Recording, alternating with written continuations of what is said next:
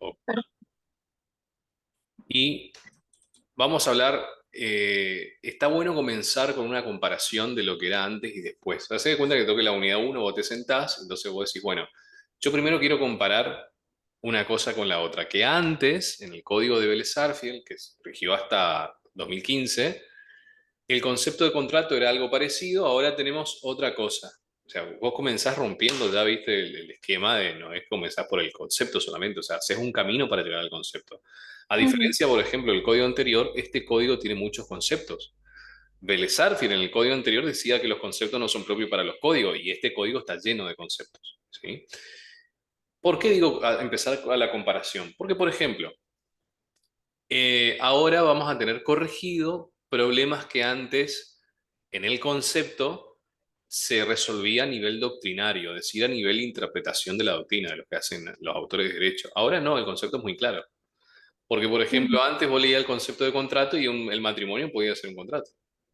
Entonces tenías que recurrir a la doctrina, no, según Borda, no porque el contrato tiene, por más que no diga el concepto, estos elementos y el matrimonio tiene otros. Ahora ujú. ya no hay más esa discusión doctrinaria porque este código se encargó justamente de despejar esas dudas. Una de esas materias dudosas era el concepto de obligaciones, el concepto de contratos. Por ejemplo, el concepto de obligaciones no tenía el de Belezar, que ahora tiene.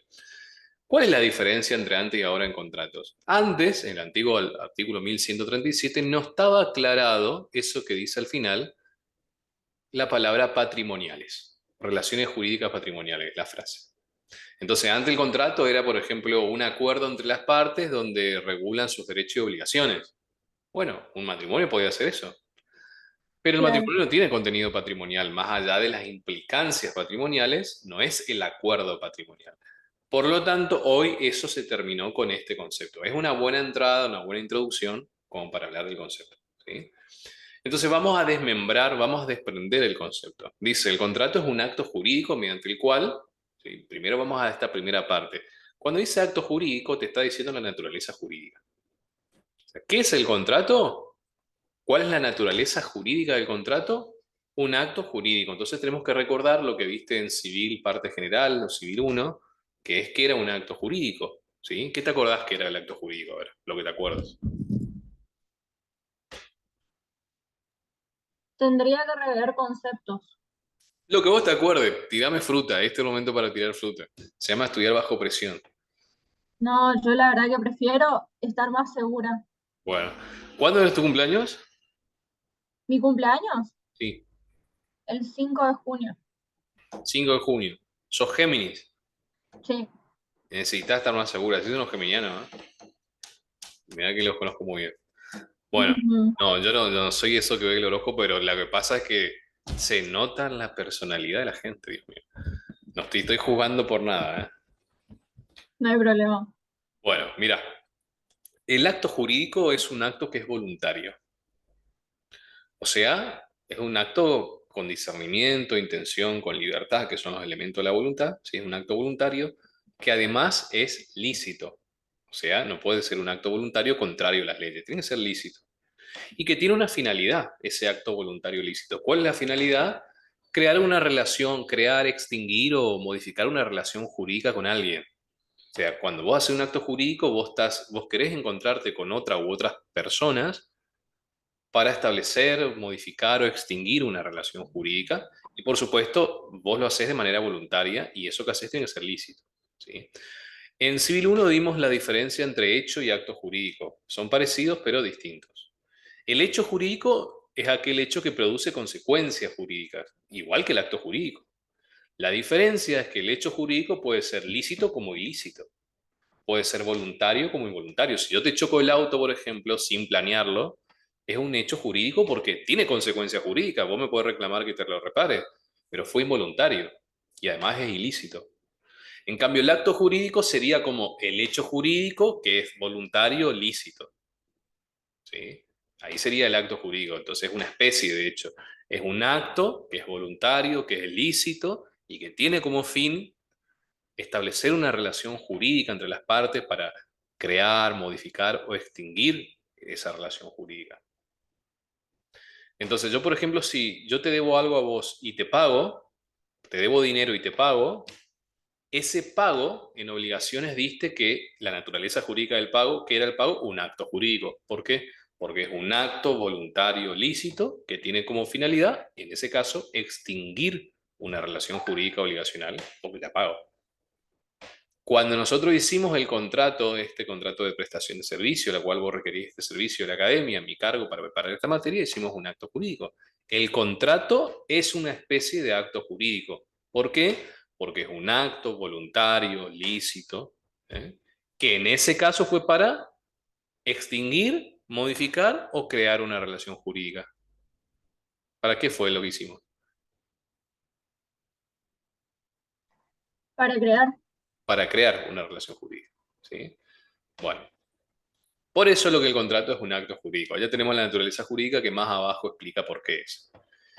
Y dice, en el cual dos o más partes, es decir, que acá también está marcando la cancha a lo que es una clasificación de actos jurídicos. Los actos jurídicos se clasifican, por ejemplo, según las partes, en unilateral o bilateral. ¿Cómo más es el contrato? Es un acto jurídico bilateral. ¿Por qué? Porque hay dos o más partes. ¿Puede haber un acto jurídico unilateral? Sí. ¿Es contrato? No. ¿Qué sería un acto jurídico unilateral? Por ejemplo, una donación simple. Porque están aquellos como Meana, por ejemplo, que dicen que existe la donación recepticia que tiene dos partes, ¿no? Esa es otra clase. Pero un testamento es un acto jurídico unilateral. Está la parte del testador nomás, la voluntad de la que importa es la del testador. En cambio, un contrato es un acto jurídico bilateral o multilateral, porque hay dos o más partes. Entonces ahí se terminó, en esa frase, se terminó de interpretar la naturaleza jurídica del contrato. ¿Qué es el contrato? Un acto jurídico bilateral. Y dice, esas partes van a manifestar su consentimiento. ¿Para qué? Y ahí tenemos distintas opciones. Para crear, como en nuestro caso. Para regular, para modificar algo que ya creamos. Para transferirla a otro o para extinguir una relación jurídica, pero, a diferencia del código anterior, de contenido patrimonial. Nosotros tenemos 5 clases de derechos. Derechos desde el punto de vista subjetivo, de los derechos subjetivos, los derechos de las personas. Derechos personales o creditorios, que esas son las obligaciones, las facultades que tiene el acreedor para con el deudor. Derechos reales, que son las facultades que tiene el hombre con las cosas. Derechos intelectuales, que son las facultades que tiene el hombre con el fruto de su intelecto, por ejemplo, el derecho de autor si escribiste una novela. Los derechos personalísimos, que son las facultades que tenemos por ser persona, inherente a la persona humana, que son también llamados los derechos humanos. Y los derechos de familia, que son las facultades que tenemos en las relaciones de familia con respecto a determinadas personas. Ahora, cuando hablamos de contratos, estamos hablando de que a través de los contratos se pueden crear, modificar, transferir o extinguir relaciones jurídicas patrimoniales, es decir, relaciones jurídicas que estén abarcados a los derechos, donde se abarcan a los derechos personales, reales e intelectuales. Como por ejemplo, podemos hacer un contrato donde yo te transfiera la propiedad de mi autoría para hacer una película, de un guión que hice. A través de un contrato te transfiero eso. Hacemos un contrato para transferirte mi casa, un contrato de compraventa, te transfiero la casa, un derecho real. Hacemos un contrato donde yo transfiero el crédito que yo tengo con vos a otra persona, le vendo al banco mi crédito que tengo con vos, estoy transfiriendo un derecho personal. ¿Sí? Entonces, ¿qué puede ser objeto de los contratos? El objeto de los contratos pueden ser cosas o hechos. Y esos hechos o cosas pueden estar involucrados con los derechos patrimoniales de la persona. Los derechos patrimoniales de las personas son eso que acabamos de decir, los 3 primeros, personales, reales e intelectuales. Ahora, en la unidad de elementos de los contratos, vamos a ver que objetos de los contratos pueden ser concretamente hechos o cosas. Si son cosas, tienen que ser cosas que estén en el comercio. Si son hechos, tienen que ser hechos lícitos, posibles, no contrarios a la moral y a la buena costumbre. Vos me decís, ¿cuánto está la clase? Mirá, la clase está a 200 gramos de cocaína. No, porque eso está fuera del comercio. Entonces, fuera del comercio. O objeto de los contratos tienen que ser cosas que estén dentro del comercio o que estando dentro del comercio no estén prohibidas, como por ejemplo los peces están dentro del comercio, pero hay temporada de veda.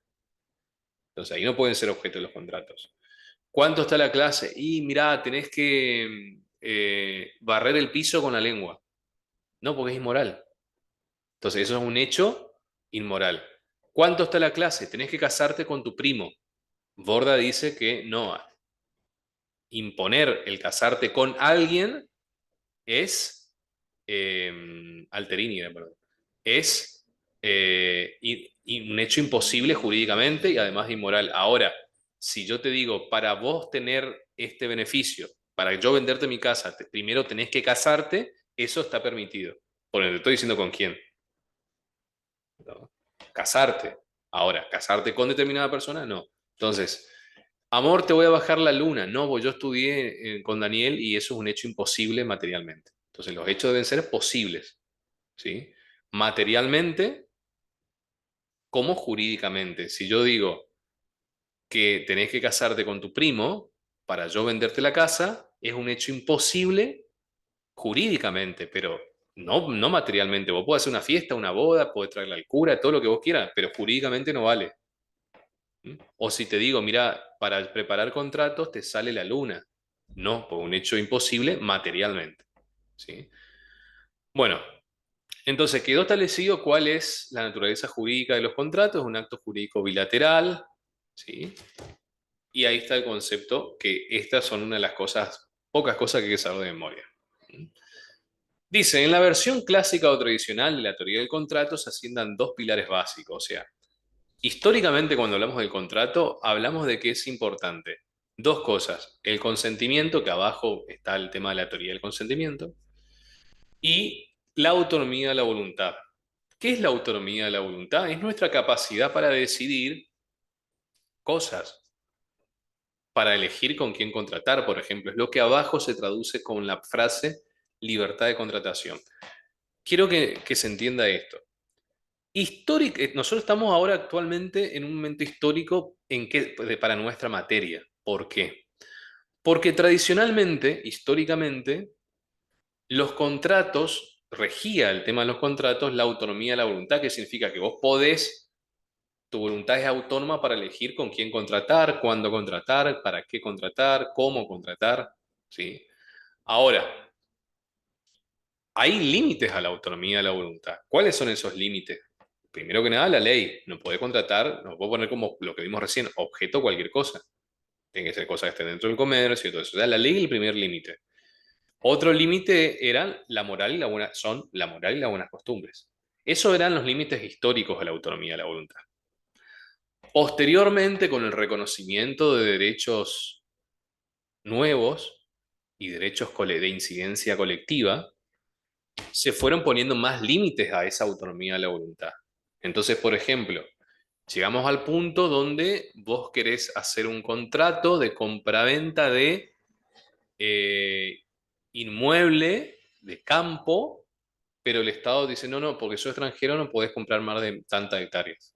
Ah, bueno, te limitó más el derecho a contratar. Tenés una empresa periodística, haces un contrato donde pagás a un periodista para escribir sobre determinados temas, pero te dice que no, no, eso es discurso de odio, no podés ofender a una minoría. Pa. Entonces, cada vez hay más límites. Ahora, ¿por qué digo que estamos en un momento histórico? Porque actualmente en Argentina se está viviendo un proceso de desregulación del Estado que implica abandonar lo que quizá en los últimos 30, 40 años se construyó como nuevos límites a la autonomía de la voluntad. Para ser más concreto, el gobierno de Javier Milei está promoviendo volver a las bases de las tradiciones contractuales, que son la autonomía de la voluntad, es decir, los contratos, lo que dicen los contratos es como la ley misma, siempre y cuando respeten solamente la ley, la moral y las buenas costumbres. ¿Bien? Eso es importante saber porque es algo actual. Bueno, ¿en qué consiste la libertad de contratación? Dice, la libertad de contratación es la materialización de la autonomía de la voluntad, ¿no? Libertad para contratar. Dice, las partes son libres para celebrar un contrato y determinar su contenido dentro de los límites impuestos por la ley, el orden público, la moral y la buena costumbres. Te está diciendo que, como dije recién, vos sos libre para contratar siempre y cuando respete esas tres cosas. Bien. La autonomía de la voluntad constituye un principio rector. ¿Qué significa un principio rector? Hay principios rectores en materia contractual. ¿Cuáles son los principios que están involucrados en los contratos? Primero que nada es el de la autonomía de la voluntad que acabamos de explicar. Otro principio, la buena fe. ¿Mm? Los contratos tienen como un principio rector a la buena fe de las partes, ¿no? Para cumplir con los acuerdos. El famoso pacta sunt servanda histórico, que significa los pactos están hechos para cumplirse. Entonces, con respecto a la autonomía de la voluntad, que dice que es un principio rector, dice que hay dos posibilidades. Uno, la libertad de conclusión o de contratar, que es la posibilidad de decidir si va a contratar o no, y la libertad de configuración contractual. ¿Qué son estas dos libertades? Primero que nada, la libertad de contratación te está diciendo, vos sos libre para elegir con quién contratar y si contratar o no. Y segundo, te está diciendo, vos sos libre para poner en el contrato lo que vos quieras, respetando esas tres cosas, la ley, la moral y la buena costumbre. ¿Se entiende? Dame un segundo que voy a contestar a un alumno ante el seguro histérico.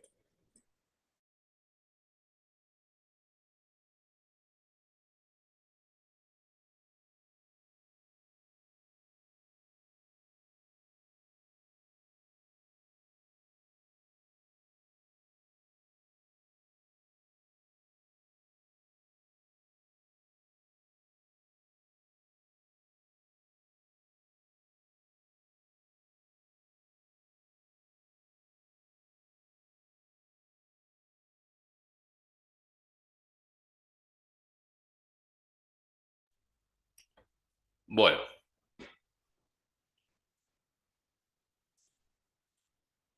sigamos.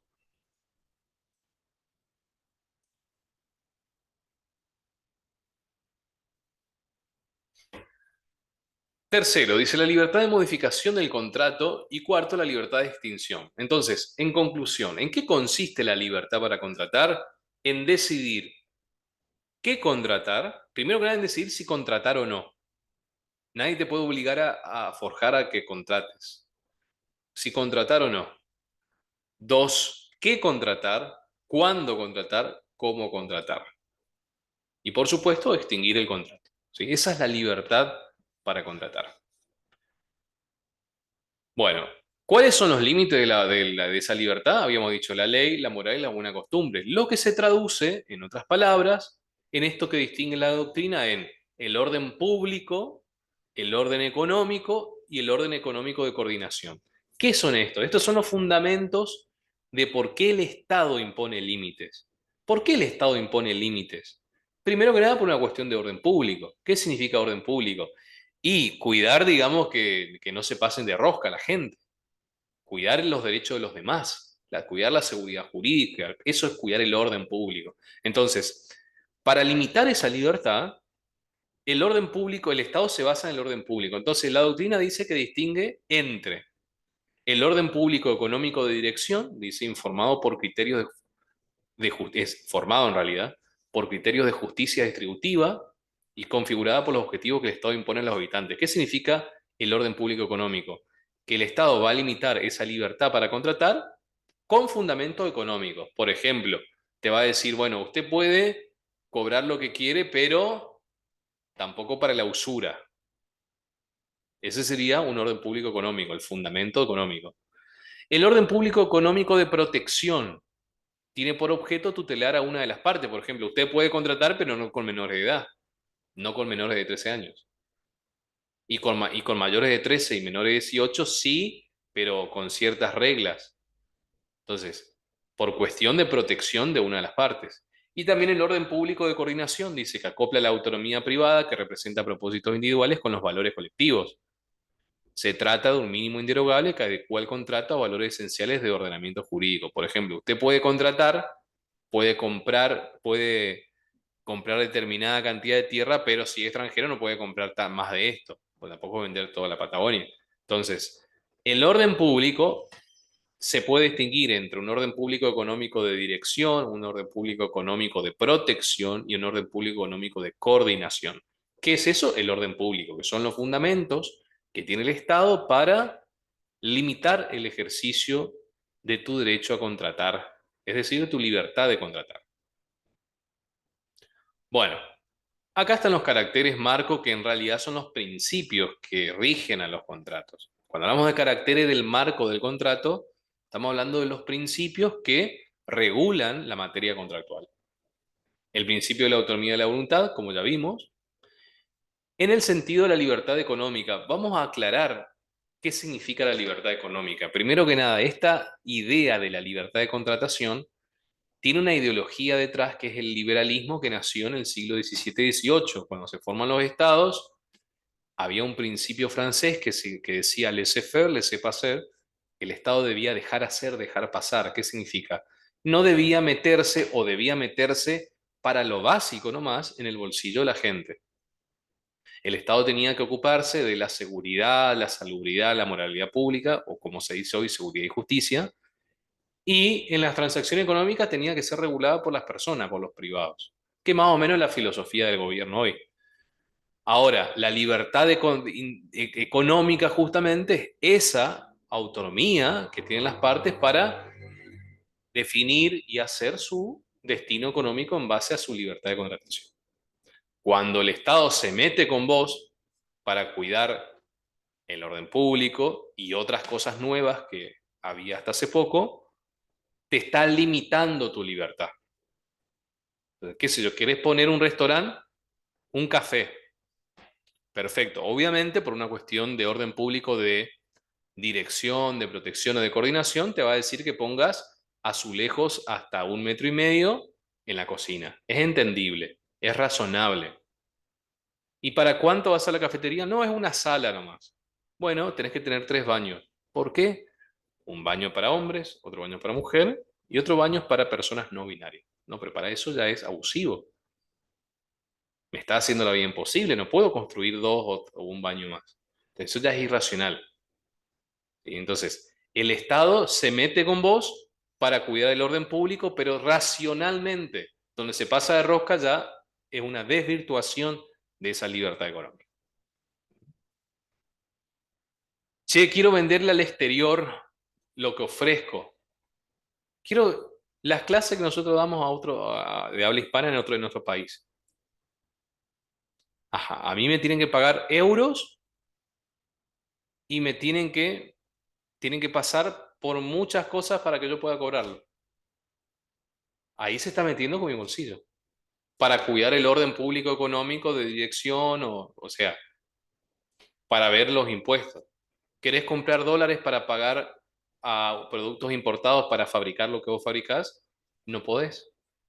El Estado se está metiendo mucho. Entonces, de eso se trata, ¿sí? Eso también son temas de derecho constitucional, lo viste en el constitucionalismo clásico, social y moderno, que es cómo el Estado va atribuyéndose cada vez más funciones.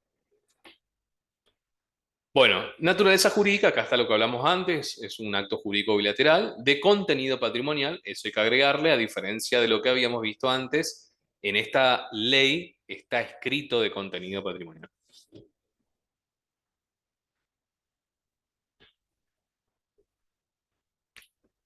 Como es de contenido patrimonial, ya no hay más duda de que está fuera de la órbita contractual el matrimonio, la adopción, también los contratos administrativos. ¿Por qué los contratos administrativos están excluidos en esta materia si son contratos? ¿Por qué pensás? Si son contratos, ¿por qué estarían excluidos?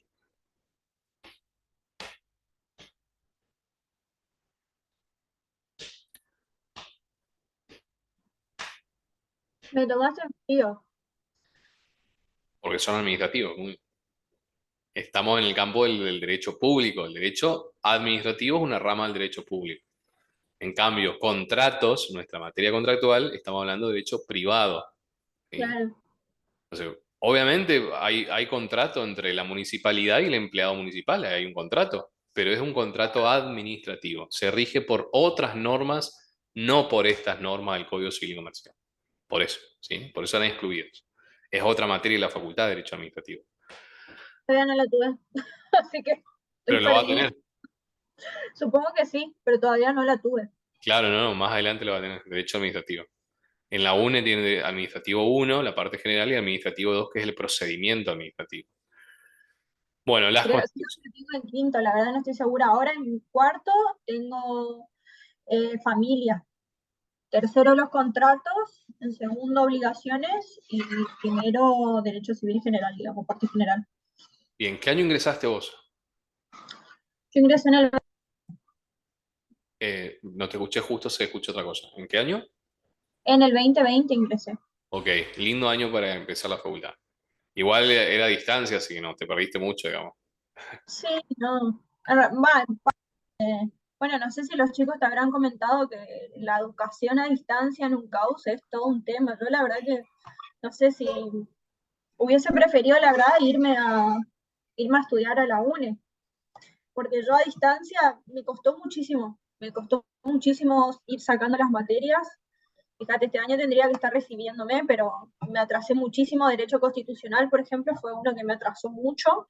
Tuve un año para poder sacarla, porque los profesores simplemente no, muy pocos, son muy contados los que realmente le dedican tiempo a explicarte en los videos, en los módulos. Normalmente te tiran el contenido y arreglate como podés. Y a mí, yo personalmente no puedo funcionar así. Me cuesta, o sea, lo puedo llegar a hacer, pero me cuesta el doble.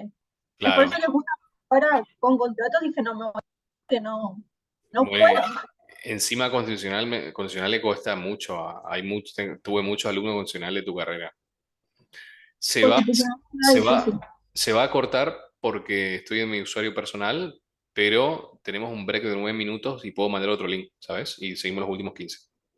Dale.